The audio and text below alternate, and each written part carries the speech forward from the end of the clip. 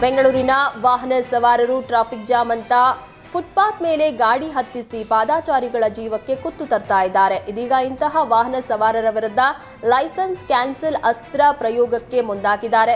ಪಾದಾಚಾರಿಗಳ ಸುರಕ್ಷತೆ ದೃಷ್ಟಿಯಿಂದ ಈ ಹಿಂದೆ ಪಾದಾಚಾರಿ ಮಾರ್ಗದಲ್ಲಿ ಗಾಡಿ ಓಡಿಸಿದ್ರೆ ದಂಡ ಹಾಕ್ತಾ ಇದ್ರು. ಆದರೆ ದಂಡ ಹಾಕಿ ವಿಶೇಷ ಡ್ರೈವ್ ಮಾಡಿದ್ರು ಸವಾರರು ಕೇರ್ ಮಾಡ್ತಾ ಇಲ್ಲ. ಹೀಗಾಗಿ ಮೊದಲ ಬಾರಿಗೆ ದಂಡ ಹಾಕಿ ಮತ್ತೆ ಸಿಕ್ಕಿ ಬಿದ್ರೆ ಆರ್ಟಿಒಗೆ ಲೈಸೆನ್ಸ್ ಕ್ಯಾನ್ಸಲ್ ಮಾಡುವಂತೆ ಶಿಫಾರಸು ಮಾಡಲಾಗುತ್ತೆ. ಈ ಬಗ್ಗೆ ಹಿರಿಯ ಅಧಿಕಾರಿಗಳ ಸಭೆಯಲ್ಲಿ ನಿರ್ಧಾರ ಮಾಡಲಾಗಿದೆ.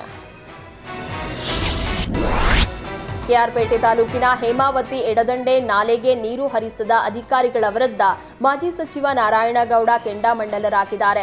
ಹೇಮಾವತಿ ಪ್ರಭಾರ ಕಾರ್ಯಪಾಲಕ ಇಂಜಿನಿಯರ್ ಚಂದ್ರೇಗೌಡಗೆ ಕರೆ ಮಾಡಿ ನಾಲೆಗೆ ನೀರು ಬಿಡದಿದ್ದರೆ ಪ್ರತಿಭಟನೆಗೆ ಕೂರಬೇಕಾಗತ್ತೆ, ನಿಮ್ಮ ಕಚೇರಿಗಳಿಗೆ ಬೀಗ ಹಾಕುತ್ತೇನೆಂದು ಆವಾಜ್ ಹಾಕಿದ್ದಾರೆ. ರೈತರ ಪರ ಇದ್ದು ರೈತರ ಕಷ್ಟ ನೋಡಿಕೊಳ್ಬೇಕು.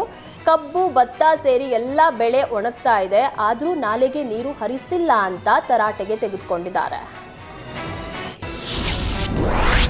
ಶಿವಮೊಗ್ಗದ ಶಿಕಾರಿಪುರ ತಾಲೂಕಿನ ಇನ್ಸೂರ್ ಗ್ರಾಮದಿಂದ ಅಂಜನಾಪುರದವರೆಗೂ ಹೈಟೆನ್ಷನ್ ಕಾಮಗಾರಿ ಅವೈಜ್ಞಾನಿಕವಾಗಿದೆ ಅಂತ ಆರೋಪಿಸಿ ರೈತರು ಪ್ರತಿಭಟನೆ ನಡೆಸಿದ್ರು. ಕೆಪಿಟಿಸಿಎಲ್ ಪ್ರಸ್ತಾಪಿಸಿರುವ 110 ಕೆವಿ ವಿದ್ಯುತ್ ಮಾರ್ಗವು ಸಂಪೂರ್ಣವಾಗಿ ಅವೈಜ್ಞಾನಿಕವಾಗಿದೆ. ಹೊಸ ಕೊರಲಹಳ್ಳಿ ಗ್ರಿಡ್ ಅನ್ನ ಈಸೂರು ವಿದ್ಯುತ್ ಸ್ಥಾವರದೊಂದಿಗೆ ಸಂಪರ್ಕಿಸುವ ಕೆಪಿಟಿಸಿಎಲ್ ಯೋಜನೆಯಿಂದ ರೈತರು ಭೂಮಿಯನ್ನ ಕಳೆದುಕೊಳ್ಳಲಿದ್ದಾರೆ.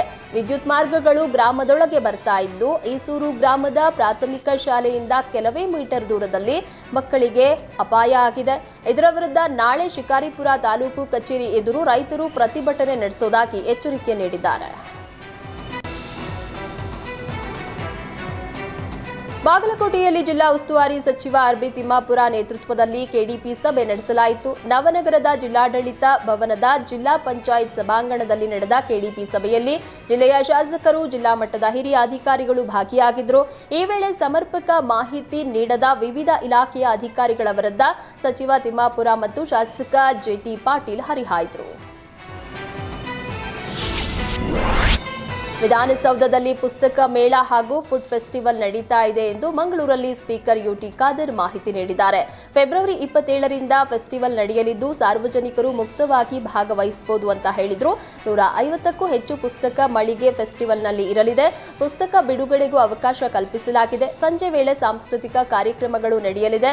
ಶಾಸಕರ ನಿಧಿಯಿಂದ 3 ಲಕ್ಷದವರೆಗಿನ ಪುಸ್ತಕ ಖರೀದಿ ಮಾಡಿ ಅವರ ಕ್ಷೇತ್ರದ ಶಾಲೆಗಳಿಗೆ, ಗ್ರಂಥಾಲಯಗಳಿಗೆ ನೀಡಬಹುದು ಎಂದಿದ್ದಾರೆ.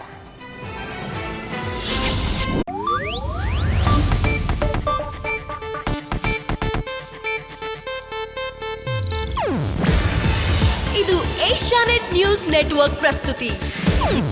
ನೀವು ನೋಡ್ತಿದ್ದೀರಾ ಏಷ್ಯಾನೆಟ್ ಸುವರ್ಣ ನ್ಯೂಸ್.